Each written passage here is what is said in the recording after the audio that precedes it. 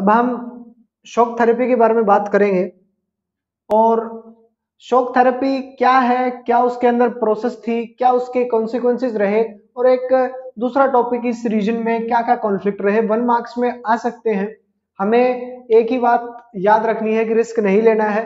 आप लोग मोटिवेट हो जाते हैं कि रिस्क है तो इश्क है, इस तरह की बातें आप ना सोचें। आपका 1 नंबर कट गया तो 12th दोबारा नहीं मिलेगी, है ना। तो आपको तो केवल और केवल 100 के लिए सोचना है। 100 से नीचे सोचना आपके लिए पाप है, क्योंकि आपके पेरेंट्स उतनी ही फीस भर रहे हैं जितना स्कूल कह रहा है, वो कम नहीं दे रहे। स्कूल आपको 100 की प्रिपरेशन करवाता है तो आप 100 से नीचे सोचे ही ना। देखिए, शॉक थेरेपी बहुत सिंपल सा है। मैंने आपको बताया शॉक थेरेपी का मतलब था कि सोशलिस्ट सिस्टम से कैपिटलिस्ट सिस्टम में आप आ जाए। लेकिन इस मॉडल को किसने दिया? IMF और वर्ल्ड बैंक। ये आपका 1 मार्क्स का क्वेश्चन। इसके अंदर क्या प्रोसेस थी? सिंपल प्रोसेस कि आप कैपिटलिज्म की तरफ शिफ्ट कीजिए, यानी कि जो सोशलिज्म में चीजें थी वो कैपिटलिज्म में नहीं होंगी। प्राइवेट प्रॉपर्टी थी, बोला हाँ जी, यानी कि पब्लिक कंट्रोल था, पब्लिक कंट्रोल की जगह अब प्राइवेट ओनरशिप होगी। कलेक्टिव फार्म्स, जो कि सोशलिज्म का एक हमने देखा था, इसका एक कैरेक्टरिस्टिक्स था जो हमने पूरी जो फर्स्ट वीडियो में इसके फर्स्ट पार्ट में हम डिस्कस कर चुके, उसकी जगह प्राइवेट फार्म्स आ गए। FDI यानी कि अब ट्रेड के अंदर भी उन्होंने डेवलपमेंट की। देखिए, सोशलिज्म में कभी कभी क्या होता है कि इकोनॉमी का पैटर्न देखते हैं हम।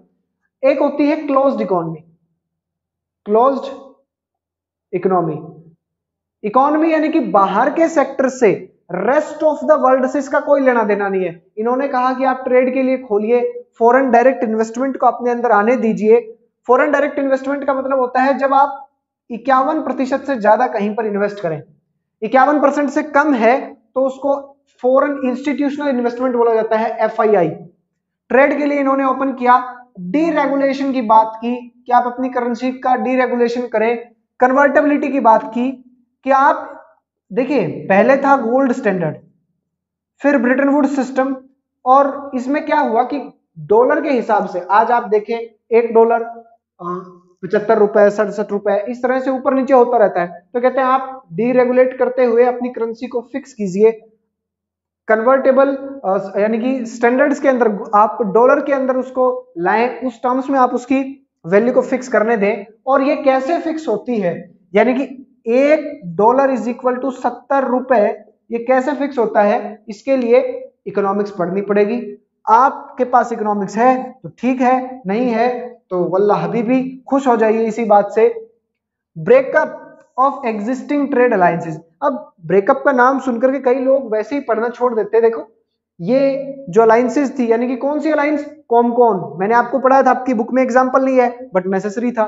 मैंने आपको पढ़ाया था council of mutual economic assistance कि 1949 के अंदर, सॉरी 1949, आप याद कीजिए 1948 के अंदर क्या था? Organisation for European economic corporation. उससे पहले 1947 मार्शल प्लान, जो कि यूएस ने दिया था वेस्टर्न कंट्रीज को। अब यूएसएसआर ने क्या दिया था इनको? Comecon, council of mutual economic assistance, कि आप आपस में ट्रेड करेंगे, किसी और के साथ ट्रेड नहीं करेंगे। ऐसे सिचुएशन में अब ये भी खत्म हुआ। और जो ईस्टर्न यूरोपियन कंट्रीज थी, जो पहले सोवियत ब्लॉक का पार्ट थी, देखिए सोवियत ब्लॉक की जहां बात आ जाती है, मैं आपको फर्स्ट वीडियो में बहुत अच्छे से समझाया भी था। सोवियत ब्लॉक, जिसको सेकेंड वर्ल्ड भी बोला जाता है, इसका मीनिंग क्या है? सोवियत ब्लॉक का मतलब है कि वो कंट्रीज जिनको सोवियत यूनियन, देखिए सोवियत यूनियन में 15 कंट्रीज तो थी, लेकिन ऐसी बहुत सी कंट्रीज थी जहां पर नाजिज्म और फैसिज्म चल रहा था। मुसोलिनी का कब्जा था या हिटलर का कब्जा था उस समय सेकेंड वर्ल्ड वॉर में।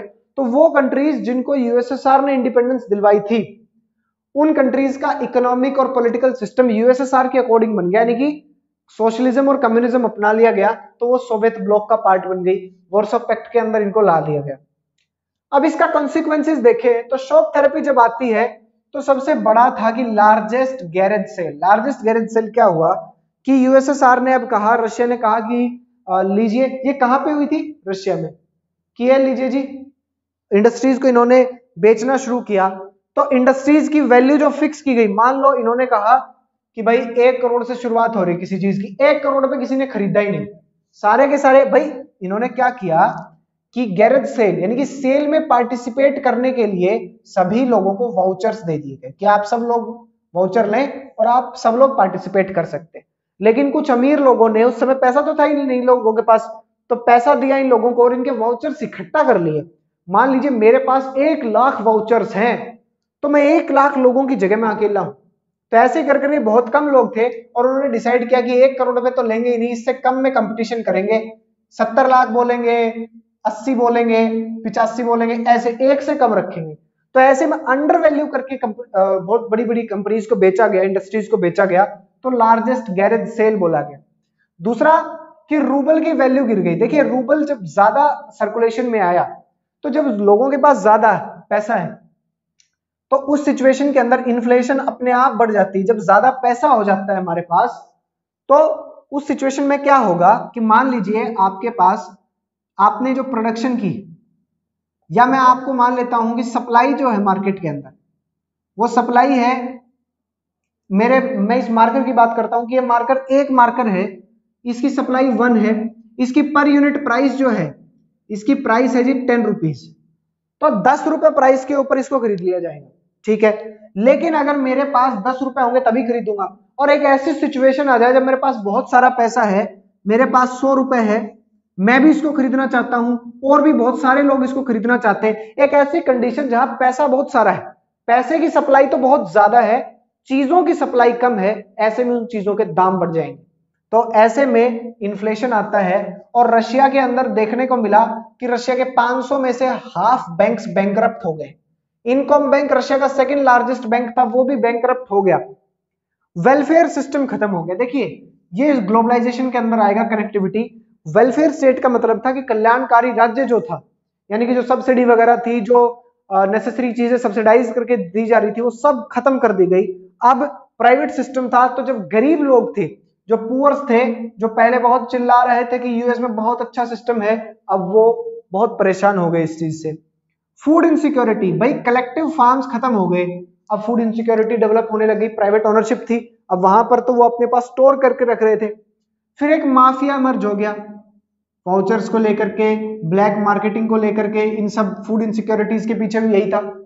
कॉन्स्टिट्यूशंस जो थे, जो नई नई कंट्रीज आई, उनके कॉन्स्टिट्यूशन बहुत जल्दबाजी में बनाए गए। कोई चीज, और जब कोई चीज जल्दबाजी में होगी तो उसमें डिसीजंस गलत ले लिए जाते हैं, और ऐसे में उन्होंने अपने प्रेसिडेंट को ज्यादा पावर दे दी। तुर्कमेनिस्तान और उज्बेकिस्तान में पहले 10 साल के लिए बने और फिर कहा नेक्स्ट 10 ईयर्स के लिए फिर से अपने आप को अपॉइंट कर लिया। एक बहुत ही इंडिपेंडेंट और पावरफुल जुडिशरी स्टैब्लिश करने में ये लोग रह गए। तो 1 मार्क्स में क्वेश्चन आता है कि इनमें से कौन सा कॉन्सिक्वेंस नहीं। टेंशन एंड कॉन्फ्लिक्ट की बात की जाए किसी रीजन में, तो चेचन्या है और दागिस्तान रशिया के अंदर है।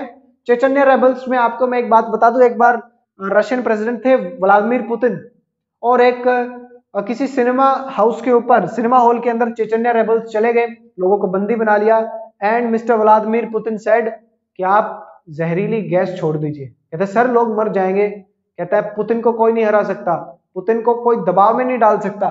तो चेचन्या और दागिस्तान जो ऐसे रेबल्स हैं जो चाहते हैं कि हम रशिया से अलग होना चाहते हैं। तजाकिस्तान के अंदर 2001 तक सिविल वॉर रहा। अजरबैजान के अंदर अभी अभी आपने देखा, अजरबैजान और आर्मेनिया के अंदर नागोर्नो काराबाग एक रीजन है। नागोर्नो काराबाग के अंदर कुछ आर्मेनियंस हैं, आर्मेनियन एथनिसिटी के लोग हैं, ये चाहते हैं कि जी हमें आर्मेनिया जाने दिया जाए, हम आर्मेनिया के पास जाएंगे पार्ट तोड़ के। तो अजरबैजान और आर्मेनिया का युद्ध आपने अभी देखा ही है। जॉर्जिया के अंदर सिविल वॉर की कंडीशन थी, 2 प्रोविंसेस कहती हैं कि हम अलग होना चाहते हैं, हम सेपरेट होना चाहते हैं। चेकोस्लोवाकिया के अंदर आराम से स्प्लिट हो गए चेक्स और स्लोवाक। लेकिन यूगोस्लेविया में गड़बड़ हुई। यूगोस्लेविया में क्या हुआ, यूगोस्लेविया में सर्ब्स थे। अब एक व्यक्ति, अब ये फिर से क्लास 10th की जो आपकी बुक है उसके अंदर 3rd चैप्टर है डेमोक्रेसी एंड डाइवर्सिटी, उस चैप्टर को पढ़ने के लिए मैंने बताया कि आप देखिए इसमें ये जो सर्ब्स थे, एक व्यक्ति था Milosevic. Now Milosevic became the president of Yugoslavia, और वो बहुत नेशनलिस्ट आदमी था कि सब नॉन सर्ब्स या तो हमारी डोमिनेंस मान लो, सर्ब लोगों की डोमिनेंस मान लो, अदरवाइज लीव द कंट्री। तो इस आदमी ने इनका जबरदस्त नॉन सर्ब्स की किलिंग करवा दी, बट लेटर ऑन नेटो इंटरवेंड और इनको रोका गया। तो यूगोस्लेविया के अंदर 6 प्रोविंसेस के अंदर, 6 प्रोविंसेस के अंदर यूगोस्लेविया स्प्लिट हो गया। ये हमने देखा। अब इस चैप्टर में हम देखने वाले हैं कुछ जो एडिशनल टॉपिक्स हैं।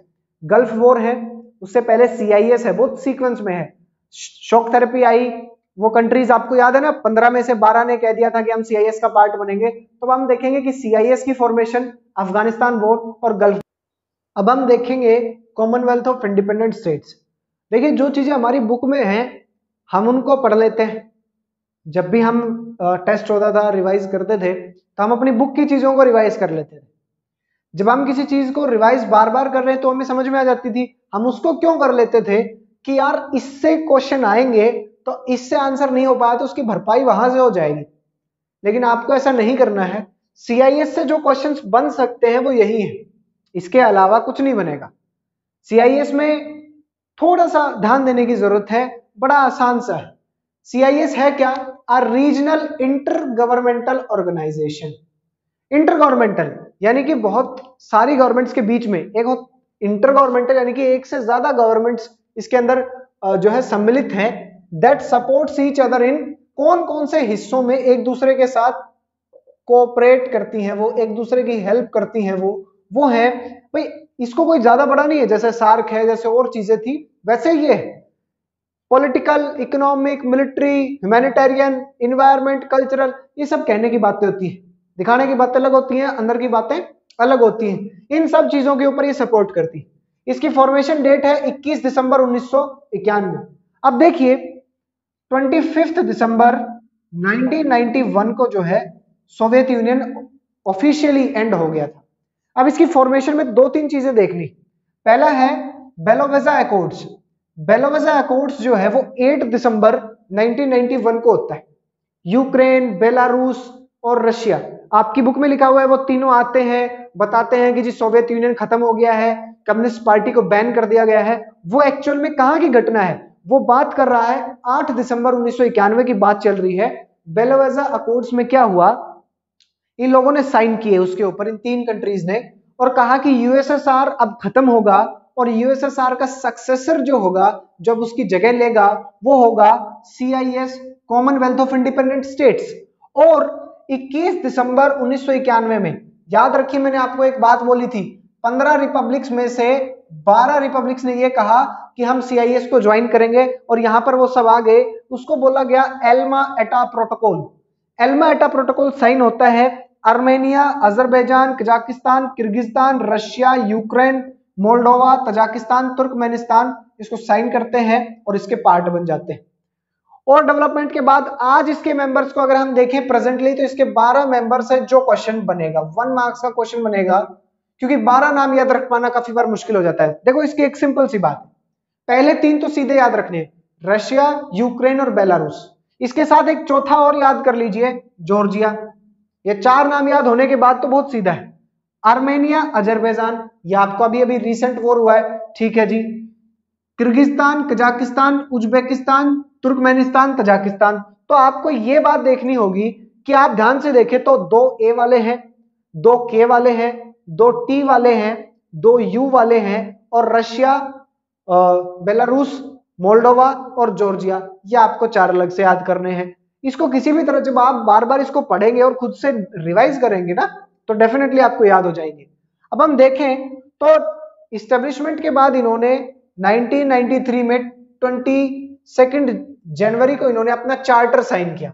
इन्होंने अपने चार्टर के अंदर अपने गोल्स बताए, अपनी मेंबर्स के ऊपर ड्यूटीज, उनकी ऑब्लिगेशंस, क्या क्या उनकी जिम्मेदारियां हैं, उन सबको डिफाइन किया इस चार्टर ने। Charter of Commonwealth of independent states इसको बोला गया। इसके हेडक्वार्टर्स कहां है? 1 मार्क्स का इंपॉर्टेंट क्वेश्चन है, मिन्स्क में।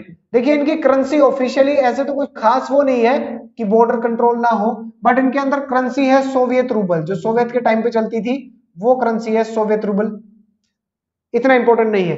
हेडक्वार्टर्स है मिन्स्क में, बेलारूस में। इस समय देखिए इसकी मीटिंग की एक खास बात है कि एनुअली होगी, उसके अंदर हेड ऑफ स्टेट्स आएंगे, प्राइम मिनिस्टर आ सकता है, उसकी काउंसिल ऑफ मिनिस्टर्स आ सकता है, और उनके फॉरेन मिनिस्टर्स की काउंसिल होगी।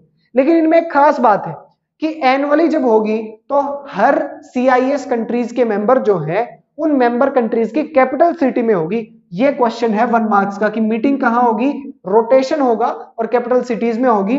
और इस समय भाई एक बार आपने अभी देखा ना कि यूनाइटेड नेशंस की जो सिक्योरिटी काउंसिल है उसमें अभी इंडिया जो है चेयर कर रहा है, उसको 2 महीने के लिए इंडिया को चेयर मिली है। तो अभी जो CIS को चेयर कर रहा है, जो यानी कि जो चेयरमैन है इस समय चेयरमैन की सीट पे है, वो बेलारूस है। ये 1 मार्क्स का क्वेश्चन आ सकता है, बेलारूस इस समय चेयर कर रहा है उस चीज को। उसके बाद अगर हम देखें तो इसके 12 मेंबर्स हैं और बातचीत की जाएगी किसमें कोऑपरेट करते हैं। देखिए सबसे बड़ी चीज जो है आपने बहुत बार देखा होगा वो है ट्रस्ट, कि विश्वास दुनिया की सबसे बड़ी चीज है। तो ट्रस्ट बनाने में, फ्रेंडली रिलेशंस बनाने में, कि यार अपने पड़ोसी के साथ कोई लड़ाई झगड़ा नहीं चाहता, आप भी नहीं चाहते अपने पड़ोसी के साथ लड़ाई, आप भी अंडरस्टैंडिंग चाहते हैं, फ्रेंडशिप चाहते हैं, एक दूसरे के बीच में कोऑपरेशन हो, इकोनॉमी के लिए हम कोऑपरेट करें, मिलिटरीली हम कोऑपरेट करें, और इस तरह से इसके अंदर एक ऑपरेशन है, इसको आप नोट डाउन करें और इसको रिवाइज करें। कॉमनवेल्थ ऑफ इंडिपेंडेंट स्टेट से 1 या 2 नंबर का क्वेश्चन बन सकता है, बन सकता है। 1 नंबर का मेरे हिसाब से जरूर आएगा, इसी में से आ जाएगा। इसको आप नोट डाउन कर लें, जरूर नोट डाउन कर लें। और अब हम देखेंगे अफगानिस्तान वॉर पे।